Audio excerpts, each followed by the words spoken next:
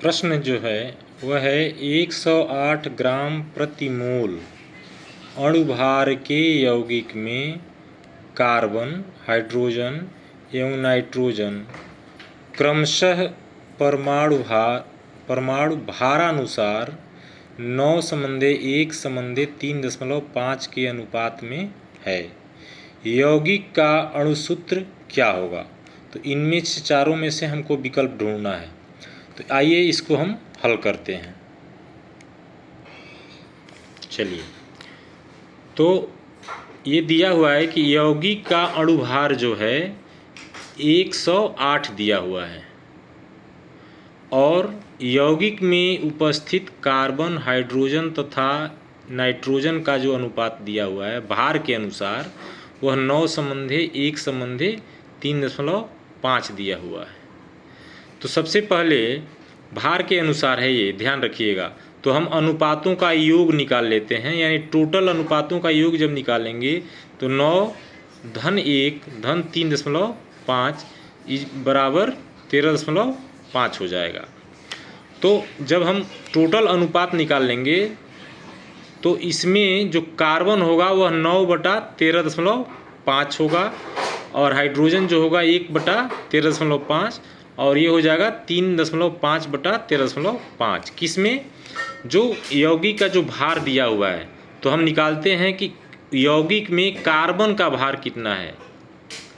तो अतः यौगिक में यानी C का भार, कार्बन का भार कितना हो जाएगा? 9/13.5 जो इसका भाग है। 13.5 में कितना भाग कार्बन है? 9। तो 9/13.5 गुणा 108। 108 में 9/13.5 है। तो जब हम 13.5 से 108 को भाग देंगे तो ये 8 बार में जाएगा। तो ये हो जाएगा बराबर 9 गुणा 8 यानी 72 हो जाएगा।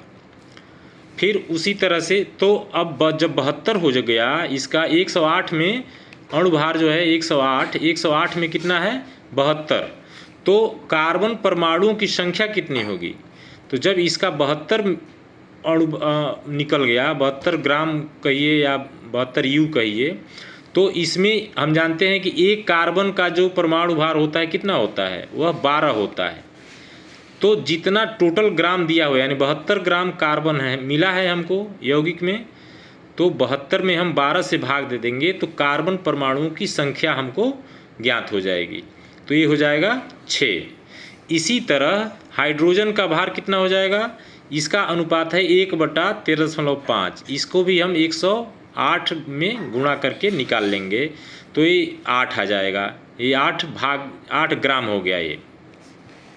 उसी तरह से तो अब 8 ग्राम हो गया तो हाइड्रोजन परमाणुओं की संख्या टोटल उसका द्रव्यमान 8 है। तो 8 में एक हाइड्रोजन परमाणु से जब भाग दे देंगे तो वह निकल जाएगा, परमाणुओं की संख्या निकल जाएगी। तो ये हो जाएगा 8/1 यानी 8 हो गया। इसी तरह से नाइट्रोजन का भार, तो नाइट्रोजन का भार 3.5/13.5 है। इसमें हम क्या करेंगे? 108 का गुणा कर देंगे। तो अब फिर 108 का गुणा करेंगे तो 3.5 है, 13.5 से 108 8 बार में जाएगा। तो 3.5 गुणा 8 तो ये हो जाएगा 28.0।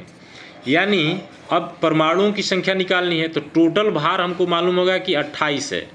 यौगिक में नाइट्रोजन का भार 28 है और एक परमाणु का भार, नाइट्रोजन के एक परमाणु का भार 14 है।